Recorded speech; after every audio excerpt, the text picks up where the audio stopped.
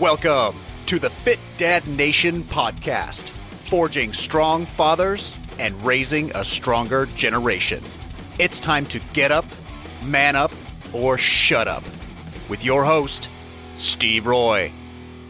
Hey guys, this is Steve Roy, and I want to welcome you to the Fit Dad Nation podcast. Today I have on a friend of mine. His name is Jason Mackenzie. Now, Jason is a father, a speaker, a coach. He is the founder of Mental Health Warriors. He's the author of the Dadly Book of Open, which is a book I just recently started rereading, and it's amazing. In all honesty, I'm very excited to be chatting with Jason today. We've talked multiple times over the last couple of years, and he's got a really amazing story. And what I've come to learn about Jason is he's just a very remarkable person, and I have a tremendous amount of respect for him, and I'm honored to have him here with us. So, Jason, thank you so much for being here. Hey, Steve, it's an honor to be on your show, man, and thanks for the great intro. Now I feel all this pressure to perform. Yeah, because if this isn't awesome, it doesn't go right to the top of iTunes, dude, we're done as friends. Okay, that's good. So, there's just so much depth to what you've been doing, and there's so many things that I want to talk to you about, and there's so many things I feel like you can share with our community that would be helpful on so many different levels. But before we get into all of that, maybe just spend a couple minutes kind of telling us about your backstory and what brought you to what you're doing today. Yeah, I'd be happy to. So I'll give you the condensed version, and just feel free to ask any questions you want. But the backstory is I was living a pretty traditional life, I would say. Beautiful wife, 2 kids, had a nice job. I really felt like things were, in my early 30s, felt like things were really where they needed to be. We could look forward to the future, and it was all planned out. And it was very, very traditional. We had a nice house and a swimming pool and nice cars and good jobs. And when I looked towards the future, I figured I pretty much had everything set in place. All we needed to do was just keep doing the same thing, and I would move up the corporate ladder. We would get a bigger house. We would get bigger cars. We'd have a nicer pool. We'd go on better vacations. I mean, in my 30s, early 30s, I really figured like I had the whole thing mapped out exactly how I wanted. Which really created a sense of hubris, I would say, in me, in the sense that I really felt like I was a top tier alpha male. If I had figured all this out at 30, what the hell was wrong with everybody else? And I could look all around me every day and see evidence of the fact that I was a superior man. And so which seemed to be, everything seemed to be going well. And then after the birth of our second daughter, I mean, looking back at it with the benefit of hindsight, obviously there was a lot of warning signs that I just didn't have the life experience to understand, and I really wanted things to be normal, and I wanted things to stay on plan. So, I mean, the red flags, I had a number of reasons for not being able to see them, or maybe willfully ignoring them. But after the birth of our second daughter, my wife just completely fell apart. And I mean, we're talking, she was never, ever the same again. And she was diagnosed with bipolar disorder. And I know now through all the work I've done in this field, like that she didn't have bipolar disorder. It was just one of those very typical, throwaway diagnoses by a psychiatrist, which basically she carried that label with her for the remainder of her life. And but what she was doing, she started doing just things that were just terrifying. I mean, it started with just incredible anger, drinking heavily, hiding. She was a police officer, I should say. Like, she was a very high performing individual. And so she started doing things like, we had, two very, very young daughters. Like, my younger daughter was under a year, and, drinking, abusing drugs, like prescription medication, hiding them all around the house, disappearing for hours and days on end. And that it just continued to progress. She lost all kinds of weight. She was just completely irrational to me, saying things that made no sense, like conspiracy theories, like all of that kind of stuff. And there was some version of that pattern for the next 5-6 years. So, I mean, we're talking, she went from, at various times living in a homeless shelter to moving 3 hours away for 5 months because she felt like she was on some kind of mission to do whatever, being institutionalized and giving electroshock therapy, being suicidally depressed for months on end. And I never, like after the birth of our second daughter, I never saw my wife again, I would say, as the person that she had been. And all that eventually culminated into the point where she, in March of 2010, so actually just coming up on about 8 years ago, she took her own life. And we had separated near the end of her life. She had thrown me out of the house, and it was just a horrific scene. And for me, I didn't like. It was just like being on TV. Like sometimes you like watch Oprah or something. And you see, you're watching these people, these crazy stories, and you're like, oh my God, that could never happen to me. But that's what was happening to me. And it was really challenging to process. And so for me, because when you think about it, I mean, it went on for probably about 2,000 days. I mean, that's a long damn time to, be trying to keep your wife alive and keep yourself sane and raise these kids and protect them and not have them be damaged with all this nonstop stuff that was going on. So, and for me, how I cope with that was really by a lot of drinking and drugs. It's more drinking than drugs, but the reason was because I had no emotional tools to be able to, understand how to process these feelings. Like I'm watching my wife basically fall apart in front of me over years and years. And I'm feeling all of these emotions that are totally normal in this situation. They're normal emotions or reactions to extreme stress, anxiety, deep sadness, fear, all of these things. And when these emotions would bubble to the surface, I just thought they were me falling apart, and I looked at them as weakness. And so I did whatever I needed to do in order to make them, quote, go away. And that led to a 10-year pattern of just serious alcohol abuse. And, so I guess that's the kind of the backstory. And obviously I've stopped drinking and quite a while ago, and it's, been a very, very different life since then. And I feel like it's just I'm almost a completely different person from the man I was at that time. But we can talk about all that, I guess. But that's really the backstory. Wow. So yeah, I mean, I was reading your book last night again, and it was just in such gripping detail. I couldn't put it down. I mean, you just kind of laid it all out there, and the thought of what you went through. Can't even come close to fathoming. I've never been around mental illness or anything like that. I've never been around people that do drugs or alcoholics. So I don't know anything about that stuff, but how you got through that. But I guess this would have been the catalyst for you to become the person you are today. I mean, without it, do you think you would have been where you're at today?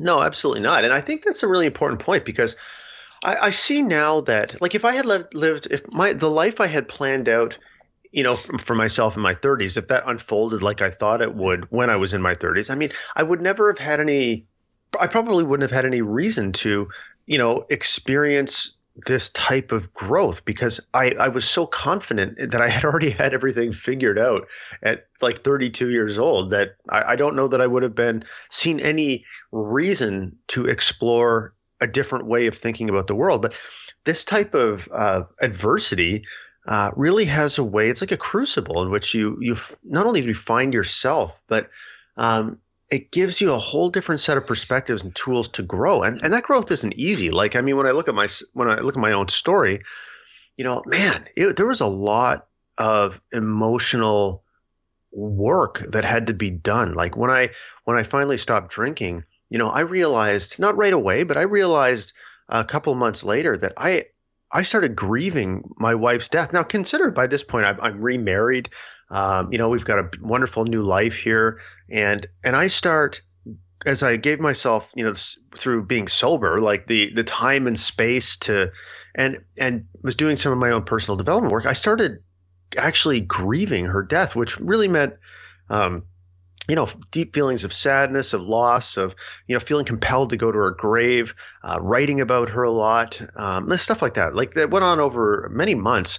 And I remember asking my wife, like, I had no idea that that's what was actually happening at that time. So I remember talking to my new wife saying, do you think this is strange that I'm spending all this time thinking about and writing about my dead ex-wife? And she goes, no, you're grieving, dummy, basically is what she said. And I was like, my level of self-awareness or emotional intelligence was so unbelievably low that I never even considered that, not only as an option, like what I might have been experiencing at the time, but I never even thought about grief as something that could be helpful or that's something that would be, I would go through. I just thought grief was something weak people did while strong people got stuff done. So, when I look at that and I look at all of the healing and the insights and the personal growth I got out of that experience, like there's no way I would have ever experienced that or been forced to experience it if I had just lived the easy life I imagined for myself. Yeah. So with that said, that's one big issue, as typical males these days. I mean, we don't necessarily have the tools that are going to equip us for that kind of mentality and being in touch with our emotional being that way. And obviously, very few of us are going to go through the traumatic things that you went through. So, I know you do a lot of coaching and you're teaching masterminds and things. I mean, these are the things that you're teaching, regular Joes like me that don't have those things in our lives, how to, be more open with, the things that are really going to bring out our true power, which are those deep emotions that most of us just kind of slide under the rug and say, yeah, that's for pussies. I'm not going to cry. I'm not going to do this. I'm not going to do that. But that's not it at all, right? I mean, that's where the power lies. Yeah. And I think that's also a great point. And that's why I actually wrote the book, because as I started to go through this journey of my own, and I started to become, as I started to talk to more people and talk to more people openly about, my own story, and not the sugar-coated version of my story, but like the version of my story when I did some pretty bad stuff, when I was pushed to my limit and lonely and drunk. And I was no saint. I did a lot of things during those years that I was quite proud of. But I did a lot of stuff that was mean, unfaithful to my wife when she was seriously mentally ill, and I finally started talking about that stuff, because I remember thinking after I had healed and, sobered up, and I don't know if healing has like an end point, but, right. And I remember saying to myself, I think I'm just going to start talking about this, because I can't possibly be the only person who, when things were incredibly difficult, did stuff that I didn't feel good about, so maybe I'll start talking about it. And it was, I don't know what it was. Honest to God, I think the main reason I first did it was I was speaking in front of 300 police officers, and I just decided to be open about some of this stuff. And I think that at the time, the reason I did it was I wanted to shock the audience so they would listen more to what I had to say. That was, I'm going to get up there and I'm going to be super honest, and it's going to be really gripping, and it's going to help me get my message across better. But what actually ended up happening was afterwards, I had people coming up to me, like cops and all kinds of people, just bawling and telling me their stories. And it was just like these types of interactions I had were incredibly powerful. And they were so different from the a lot of this typical superficial day-to-day interactions that guys are used to having with each other. Hey man, busting each other's balls, and which is still, don't get me wrong, I still enjoy that just as much as the next guy. But, and so it was in that moment where I realized, well, there's something powerful here. And as I thought about it over weeks and months, I realized, by me just laying it out there, I made it safe for other people to do the same thing with me. And really, isn't that what we all want? Don't we all want to be kind of accepted for who we actually are, not who we think we're supposed to be? So with people, when I made that gesture of being honest, people realized that they could do the same with me, that I had created a safe place. And so when you talk about, get in touch with our emotions, and you know, a lot of guys have this, like you said, have this stereotype of it being, you know, something for pussies. It is the exact opposite of that, because it makes you powerful and influential beyond measure. Now, as I started, you know, changing and living my life this way, where I was much more open, even in every area of my life, things started to change in the sense that as a leader at work, I became so much more effective because I started connecting with people on a truly human level. And when you have that type of relationship with people, they will run through a wall for you. You know, I started having the network of people I had in my life that I was welcoming into my life there were so many more people, and there was of such a different caliber and a different set of interests. They were hungrier. They were committed to doing well in the world. And it was like I was elevating myself by helping other people be comfortable and safe to be who they were. And it was this, like, honestly, man, I felt like an entirely different world opened up before me. And what I was shocked about was how come I look at all the adults and leaders in the professional environment that I've talked to over the years, and nobody ever told me this. Like, that this is this fundamental, you know, fundamentally being authentic, just being real, and actually being curious and caring about other people on a human level is such a powerful, world-changing, you know, way to live your life. So what I always tell guys, and again, that's why I wrote the book, is vulnerability and authenticity and just being real is your key to unlocking the kind of power and influence that you can only fantasize about if you're not doing it. And it's positive, it's genuine, it's human connected type of power and influence. Like, to me, there's no better kind. I couldn't agree more. I mean, you know, I'll tell you a quick story about myself. So, you know, I grew up, I was a typical 98-pound weakling. I was bullied. I had a horrible childhood because of that. Like, just didn't fit in. I sucked at sports. I didn't date until I was out of high school. I didn't even kiss a girl until I was out of high school. And I didn't really even hit puberty until I was out of high school. And so I completely changed physically in my 20s. And then I started going to the gym. I started getting into shape. And I became like this just massive player. I just ran with it, right? So I wanted to sleep with as many girls as I could. You know, that was kind of my thing. And it just became so narcissistic, and it was so ego-driven because of all the years of being so shy and introverted. And it went to the extreme on the other side, and I had no real friends because of it. And, you know, I didn't even care. And it wasn't until the late 90s I went to this workshop called LifeSpring, which is something I had never heard of. A friend took me to it, and I walk in, and the lights are down, and they're talking quietly, and they're playing music, and they're talking about how we're going to kind of be able to open ourselves up and become different people and more powerful. And I'm thinking, this is just ridiculous. So over the weekend, and I learned a few things, and I was like, wow, this may have something to it.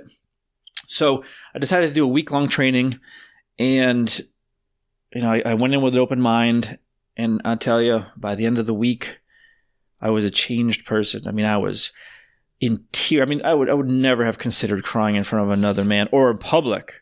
And here I was at the end of this thing. There were, you know, CEOs of big companies, you know, these macho dudes bawling their eyes out in front of my arms. I'm hugging them, and I'm like, what is going on here? But I felt so good. And that changed the entire course of my life. It literally, like you say in one of your monikers, you know, when you lay down your shield, you become invincible.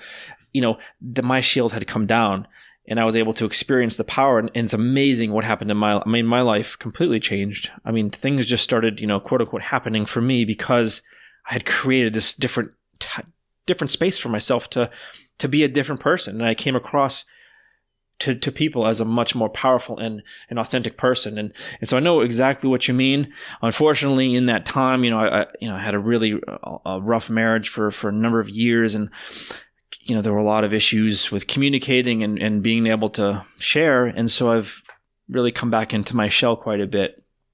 And so now I kind of, you know, I'm certainly not where I once was, and I never will be, but you know, when I you know, hear your story, and I see what you're doing, you know, we're on Facebook together, and I see your posts, and they're so real. I'm always thinking, man, I wish I was back in that place, because it's so powerful. But I still struggle with it, like so many other guys. Even though I've been through it, I still struggle with it every day to just be truly authentic, because I am worried.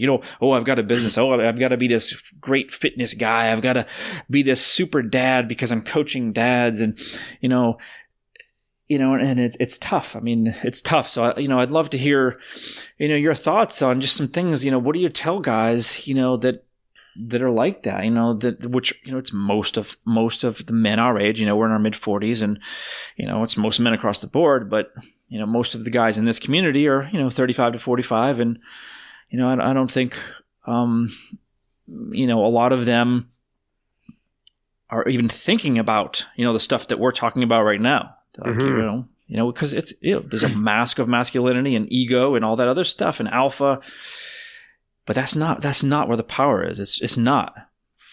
Yeah, that's a really interesting perspective, and I think what I always tell people, and I've really realized this myself, and more so lately than ever, is that this whole thing is just a lifetime journey, man. So when I talk to people, it's not like you go from living the life you're living to just flipping a switch and it's like, okay, that's it, man. I'm out there. I'm going to talk to everybody about everything. It doesn't work that way, because where we are today is the sum total of our genetics, epigenetics, our beliefs, our limiting beliefs, the baggage we have from our childhood, all the human interactions and conversations we've had. Like, it's complicated, right? So where we are today is a really complicated sort of puzzle. And just rearranging the pieces doesn't happen overnight. And it's really just a nonstop, continuous journey. So it might be starting with actually admitting to yourself what you're feeling. Like, so I'll give you an example. I made a podcast about this last week, but I had a run-in. I don't want to call it run-in, but I had this interaction with my yoga instructor a few weekends ago, and she kind of called me out I won't go into all the details, but anyways, I left the class a little bit early because I had somewhere to go, and she thought it was kind of disruptive. So she called me out on it when I was leaving the class and said, can you please not do that? And I was like, in my head, she had let the class run a few minutes late. And in my head, I was like, you know what? What I wanted to say was, if you would just finish the fucking class on time, I'd be perfectly happy to stay till the end. Like, this is what was going on in my head. The younger version of me probably would have said that. But anyway, so I said, yeah, I get it. And it bothered me for hours afterwards. And I was trying to figure out why did it actually bother me. And so I won't go into all the navel gazing, but the point is, when I was a younger person, I would have actually just pretended that it didn't bother me. Right. So I just was, yeah, whatever, she's a freaking idiot and, blah, blah, blah. But it did bother me. Right. So, and for me to be able to acknowledge that it bothered me and not feel stupid that it did bother me, it allowed me to just be comfortable just experiencing those emotions, and experiencing them allowed me to think about it and, just to wonder why it was that I actually felt that way. Maybe there's something I could have handled differently. Should I maybe go talk to her after, the next time I see her or whatever? But it's that right there, that one thing to do with is just acknowledging how you're actually feeling without judging yourself for feeling that way is hard. Right. But once you start doing that, like, I always describe vulnerability as having the courage to look yourself in the mirror and be honest and without judgment about who you see staring back at you.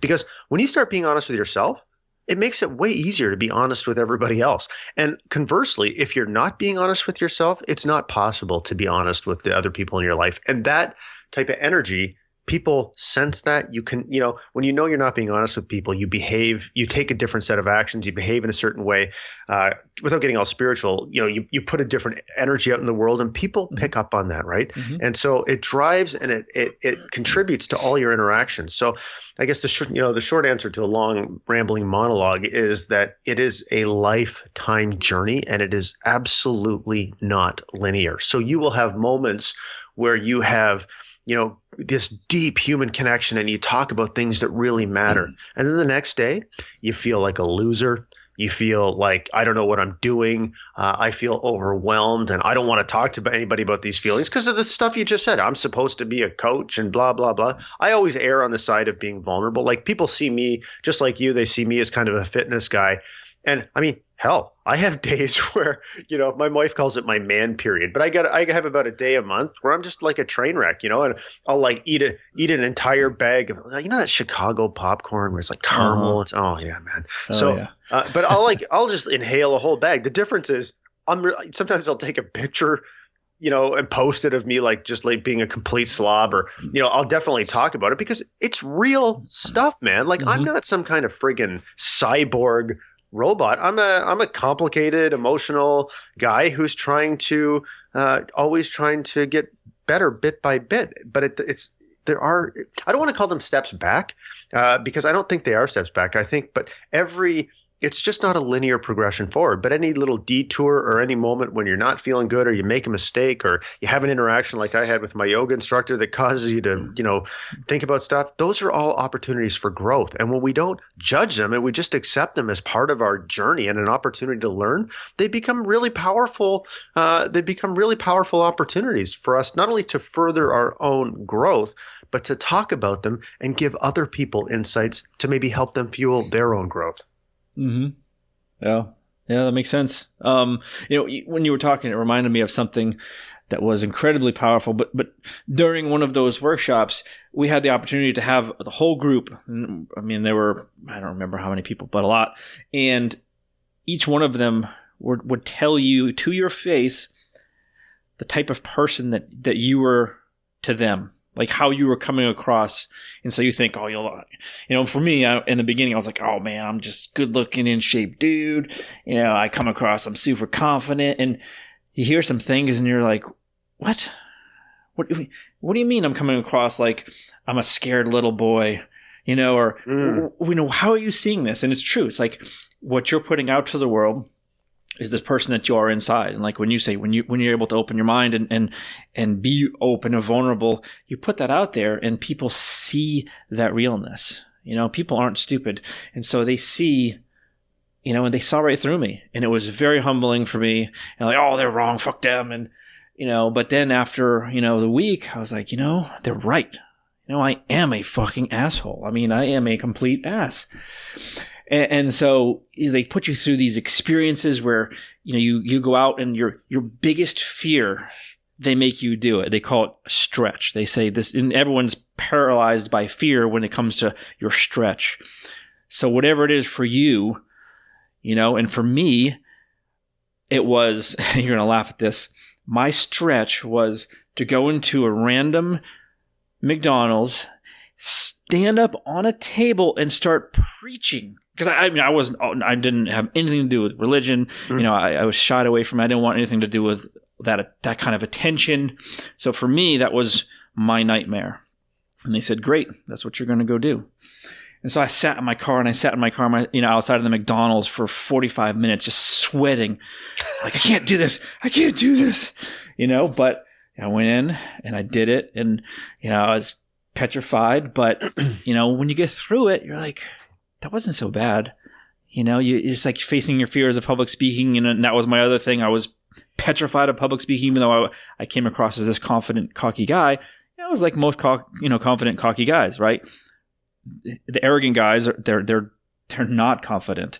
So that was my deal, So I was hiding behind that wall. So, yeah. So, it's so fascinating, just reading through your stuff. One thing that stuck with me, and I actually wrote this quote down, is the greatest gift we can give our children is to choose to be more vulnerable. So, in reading your book and seeing how you interact with your kids on social media, I think I have a great relationship with my two girls, but I still have that, I've got to be strong, for the kids and I share a lot with them where we communicate as much as they're willing. But I feel like that, it's still not, when I read, some of your interactions. I'm like, I would love to have that kind of openness. And it's because it's me, it's not them, of course, it's me. I'm not leading that way. I'm still trying to be the protector and, being strong because of the divorce. And, it's my job to, when I hear all these things that, make me want to just start crying, I can't, but, obviously I can, and you do, and it works tremendously well for building your relationship with your kids, but I'm still stuck. I know a lot of guys are as well. Yeah, so it's interesting because I always had this idea of the kind of parent that I wanted to be. And, sometimes I wonder if when I say this, it sounds like just somebody rationalizing their behavior, but I don't think so. Like, I was always a super, super involved dad. And even when I was drinking, like, I was still like, I was always doing stuff with my kids. And, I don't want to say I didn't neglect them. I don't know how to talk about it really, but I was always super involved. And I really felt like, I helped raise these kids through a hellacious time, and I helped guide them through the death of their mom and like all that kind of stuff. So, but I think what happened was, as I started to become more open, I started to talk to them a lot more openly. And plus they were getting older too. Like, they're 14 and my younger daughter will be 13 in a few weeks. And so they're getting older now. But what I realized is that when I let them, so yes, as a dad, I still need to be a force of strength in their life. Obviously, like the vast majority of the time, they look to me for guidance and leadership and all that kind of stuff. But, I also want them to see that strength, as we've been talking about, also there's great strength comes from being real. And so if they see me upset about something, it might be sometimes like it might be the death of their mother. Like, even after 8 years, there's still moments when I get something will happen or something will remind me of something or whatever. I'll learn something new. And yeah, I still get upset about it. And I don't try to hide that from them because I feel like my thought is that when I look back to my own childhood, one of the reasons that I never, like, especially as a teenager, I just dismissed everything my parents had to say was because I really believe they didn't understand me at all. Like, as many teenagers do, your parents don't get you. But I think one of the reasons that I felt that way is because they never showed me that they understood, like, or anything that I was going through on a fundamental level. Like, they didn't really express their emotions. They didn't really have those kind of tools. They grew up in the 50s. Like, it was just a different time. And so with my kids, I feel like if they know that I feel the same emotions that they do, they will be more willing to come to me when they feel them too, because they know I can relate to them. And it's really proven in my case to be true. Like, they will talk to me about anything. And it's, we have these amazingly deep conversations, especially one-on-one and oftentimes later in the evening, like before they go to bed, about everything. And I think part of it too is that as a parent, what's really important is developing the creativity to meet your kids where they happen to be. And as far as what are the things they're interested in, like, so I'll give you an example. Like, my older daughter was a competitive cheerleader. And so, she's not interested at 13, 14 years old in hearing me philosophize about life from the perspective of a guy who's going to be 45 next month. That she can't get that. But what she's super interested in is cheerleading. So if I can talk to her about cheerleading, something she's passionate about, and then interweave opportunities for life lessons in there around, say, I don't know, commitment or teamwork or performing under pressure or failing and then picking yourself up and dusting yourself off and like whatever, all those things. I think it really helps you find ways to talk to them in ways that they can relate to. And I think, as for me, being where I think where my parents had one way of trying to deliver a message and it wasn't a way that I could receive, I'm trying to be open enough to be realizing it's not, I don't need to be wedded to how I deliver the message. I need to be wedded to the fact that I want my daughter to hear this stuff, and I need to be creative enough to find a way to deliver it in a way that she can relate to. So I'm always trying to think of those kinds of things too. But I don't know if that answered your question, but yeah, I don't know. I just try to be chill. But having said that, there's also a very clear understanding that we have some very high standards in our house. Like, I don't want people to confuse the idea of being vulnerable and being connected with your kids with letting them get away with all kinds of stuff, because we have really high standards about what we expect of them as far as contributing to our home and the dynamic, what it takes to make a highly effective team, the dynamics that are required. And they have lots of chores, and so they don't, when I compare them to their kids, they do a lot of work around here. I think that helps shape their character. So I want to make sure people know that you can have that deep emotional connection, but that emotional connection I was talking about is also drives a much higher sense of accountability, right? Because my daughters, for example, they know that one of the reasons that we have the time and the space to have those deep and meaningful conversations is because we are all contributing to our home in a way that creates that time and space. So they feel and see that them doing stuff around the house makes the opportunity for us to have those interactions. So I think that level of accountability. So when my parents told me to do something, it wasn't like human to human accountability. It was like them telling me to go shovel the driveway and me feeling outraged,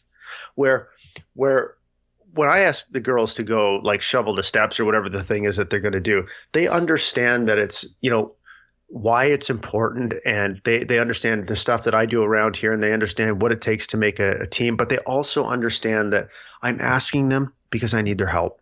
And they respect me enough to know that, I would do the same thing for them. I do lots of nice things for them. And so I don't know, that human accountability is a really powerful way to it's a really powerful type of accountability, I would say. Yeah, it's well, very interesting. So let me ask you this. So I'm curious to know about how, everything you've been through, what you're doing now. Obviously you're remarried. You seem to be very happy. How is the person you become, how has that really affected your marriage with Tanya? Mm-hmm. That's a great question. So, we have a wonderful marriage, and I think part of it is because as time passes. So if you think about our specific situation, I mean, she really came into our life. I mean, when you think about what she was willing to take on, single dad, 2 daughters, all that trauma and all that kind of stuff. Like, I don't know, man, if it was the other way around, I'm not so sure that I would have taken that on. And so as time passes and our family evolves, I become more and more grateful for what she was willing to do for our family and how she was willing to come in and all the gifts she's given us. So, but as I develop myself, I learn new skills and I teach guys new skills around things like, emotional validation and different kinds of intimacy. Like, guys often think of intimacy as having sex, and, intimacy is really emotional closeness. And so, as I continue to develop in those areas, I bring them into my relationships, and she's, I don't know, I feel like she's my best friend, and she's a person I like to hang around with the most. She knows the most about me, by far more about me than anybody else. I know that I can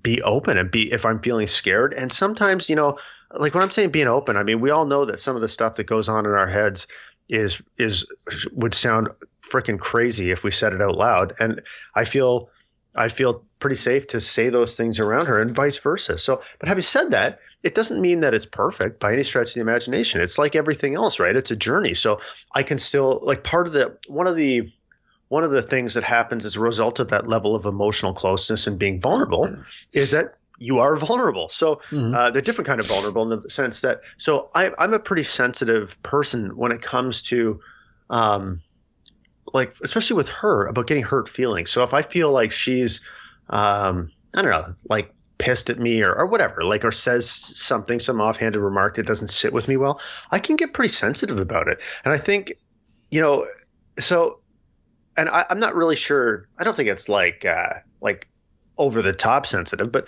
it's and we're very different people. Like, so I'm like this, ready, fire, aim. She's German. She's super process oriented. She's like, if you have a process and you control for all the variables, why would you ever have an unexpected outcome? And I'm like, man, I don't know what's going to happen, but let's go. And so that causes some tension for sure. And, her family, my family was always like a family of just like disposable stuff. So we would just buy cheap shit and, throw it out. And in her family, you buy something really expensive and keep it for 17 generations, in top working order. And so I tend to be, I break stuff and I'm clumsy and I'm not thoughtful, thoughtful in the sense of being aware of what I'm doing like she is. So yeah, I mean, sure, it causes some tension, but that what's cool about it is that level of vulnerability and that emotional closeness, that is the thing that underpins everything else. So even if I do something that is really like we had a disagreement the other night about something, and it was pretty intense, but there's always that fundamental, like that foundation underneath that says we love each other, we respect each other, we know each other and how we're feeling. And so to get through those things, I mean, that's just going to happen in a relationship, if you spend so much time with somebody, but the way we work through it and how we never let, a difference of opinion of some sort, threaten that fundamental foundation. That's what allows us to just, move through it and learn from it and grow from it and talk about it. So every time we have some kind of disagreement about something, it's always an opportunity to talk it all out and learn from it. Right. So, but everything comes from that fundamental foundation of being deeply emotionally connected to one another. Okay. Do you think she kind of opens up a safe place for you? And the reason I ask that is because I'm in a relationship now after my marriage ended. I'm with a woman. She's amazing. We've been together for 4 years. She's unbelievable with the girls. We have a very strong relationship, but she's a very type A, very driven. She has a great job. She runs 100% full speed. And it's not conducive because I'm the opposite. I'm very low key. I'm highly emotional. She's more stern and let's just get shit done type of thing. Oh, you broke up a little bit there. So I was just saying, she's got the mentality of this is what we got to do. Let's get shit done. And so it's kind of sounds like your wife. It's just process, boom, boom, boom, boom, boom. And so I personally don't feel like I have the place or the open space to share some things, that I otherwise would. My mother passed away a couple months ago, and I had a hard time even breaking down in front of her because I felt like I would be judged as weak, because of how she is. So, what I'm saying is, and I'm sure a lot of guys are in the same situation. They don't want to cry in front of a woman or their wife or their kids or whoever, really. But, my question to you is, in your relationship, is that place opened for you where you're not going to feel judged at all if you just lose your shit and you're sobbing, like a little kid? Yeah, I would say that place is definitely open for me. And it's interesting you say that about, your relationship. So what I always tell people, and everybody's relationship is different, but, I think that you can only ever work on yourself. Right. So, and I think that being unattached, what we should really be working for, I think it's a Buddhist saying, like, attachment leads to suffering. And I really try to disassociate myself from outcomes as much as possible. So in other words, if I was to like say break down and it wasn't well received, would it hurt? Yeah, of course it would hurt. But I think what I would do personally is as I work through that hurt, I would think to myself, what's actually the most important thing here? Why do I have an expectation about how somebody else is going to react? Right? Those types of expectations just cause suffering and resentment. So, but what I would say is I need to be, and this is the work I do with myself all the time, is I need to be able to be myself regardless of any attachment to the outcome. So it's even broader than your relationship with your wife. It's also your relationship. Like when you think of yourself as an entrepreneur, or we think of people that want to, connect with other people. So let's use the entrepreneur, for example. One of the things that holds people back from actually being themselves and fundamentally like just bam, this is me, this is being yourself. That's what's going to end up creating the interest and the following and the opportunity for people to make money, because they're going to be knowing they're getting the real deal. And when you're acting like yourself, that's when you're at your strongest. It's when you're bringing the most energy into the world. It's when you're like all of those things.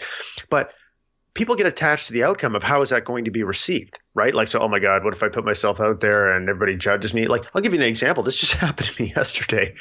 Like I made a video a while ago of a talk. Actually, it was that same talk I was telling you about when I was in front of 300 cops, and it was videotaped. So I put it on YouTube a few years ago.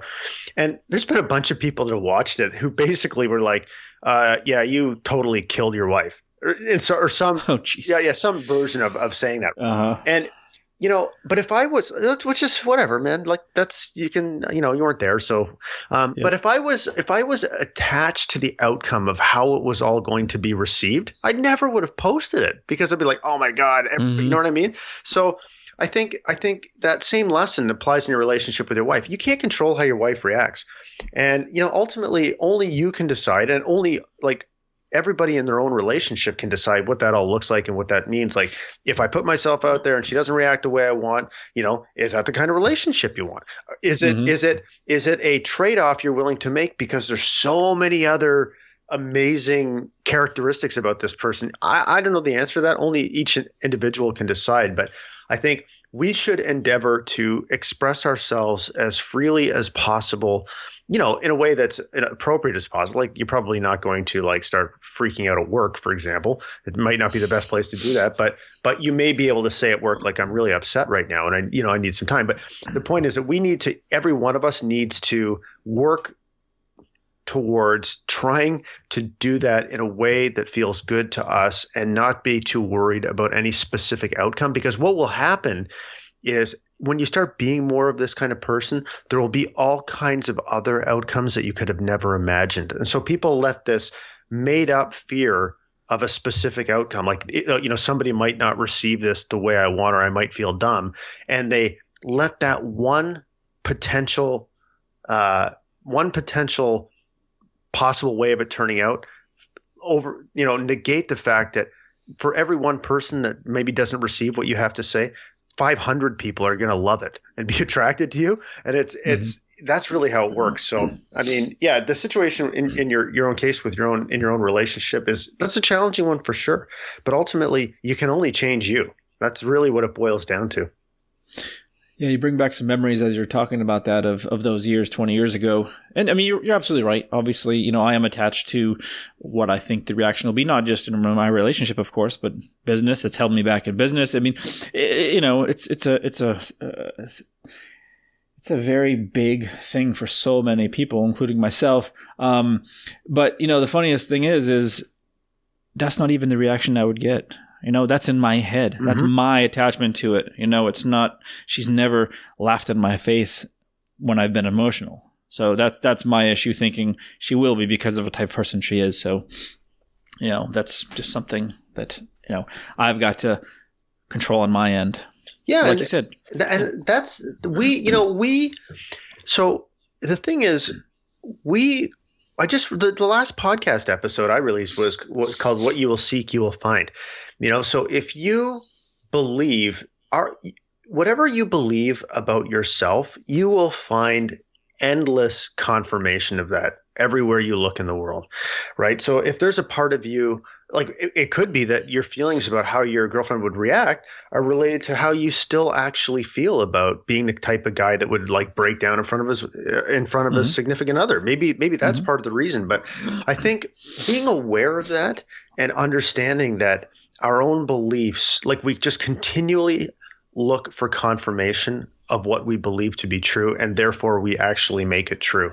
Right? Is that awareness? I didn't know that. I never, if you had told me 10 years ago that, yeah, your beliefs kind of, form the lens through which you look at the world and reality is subjective, I would have thought that was absolutely insane. Just psychobabble, new age crap. And oh my God, nothing could be more true. Like it is, I walk around on the same streets, in my same neighborhood, seeing the same people, and I see a completely different world than what I saw 5, 6, 7 years ago. I see friendlier people. I see, like all of these things. I see opportunity for connection. I see, I even enjoy the friggin' weather more than I did. Like, I don't know. Another good example. I know we're running short on time, so I'll make this quick. But I used to be terrified of strange dogs. Okay, like pathologically, I don't even know where it came from. So I would walk around, like I'm telling you, man, there'd be like a friggin' terrier, like some little terrier walking down the sidewalk towards me, and my every instinct told me to cross the street. Like, wow. So with that belief, I am terrified of dogs. All dogs are dangerous. I saw dangerous dogs everywhere, man, everywhere. Mm-hmm. And then we got a dog. And it's golden retriever, and my wife's kind of like the dog whisperer. So, anyway, blah, blah, blah. Over a year, like I learned how she was just showed me how dogs behave, and, got more comfortable around them. And then I realized I don't see dangerous dogs anywhere anymore. Like I don't, it's not even a thing. I still see the same amount of dogs, but I have a lot of times I don't even notice them. And when I do notice them, I have no fear. So it's the only thing that is different there is my belief. That's it. So that's pretty freaking powerful. And that plays out in every aspect of our lives. And so one of our tools we can use for personal development is really focusing on that self-awareness and just without judging it, being aware of what you're telling yourself, what your beliefs are, the narrative going through your head, and just thinking about it and questioning it and challenging it. Is that true? Are all dogs dangerous? Will my girlfriend react this way? Like everything. We just got to continually be challenging our own beliefs. Mm-hmm. It's really powerful stuff. So listen, let's I mean, I really could talk to you all morning long about this stuff. I mean, it's just fascinating to me. I just really enjoy hearing what you have to say, but like you said, we are short on time here. But so for those that want to connect with you, find you online, how are they going to do that? So I would say the best way to do that right now is a couple different ways. You can go to mentalhealthwarriors.com if you want to hear about the mission of Mental Health Warriors and maybe listen to the podcast. And you can also go to the gooddadproject.com/masterminds. We run some very high performance elite masterminds for men looking to develop emotional, financial, and health and wellness mastery. We'll be launching our own brand about that in the next little while. But you can learn about there. And I would just say that anybody that reaches out to me, I'll always respond to you. I'll always take the time. I value every message, and I really value human connection. So you can ping me, and it's a totally safe. There will never be any judgment, because what I always tell people is I've struggled too. And if you ever want to talk to me, I won't judge you. Well, I can say with all honesty that you're the real deal, my friend. So, I appreciate your time. Love chatting with you, and I'm sure we'll connect real soon. Awesome. Thanks a lot, man. And I really, I'm glad to be on your show, and I wish you all the success in the world, my friend. Yeah. Thank you so much. Appreciate it. Thanks for joining us. And remember, if you want more information, check out the Fit Dad Basecamp group on Facebook. And don't forget to stop by fitdadnation.com. Until next time, keep kicking ass and taking the next step. You can do this, Dad.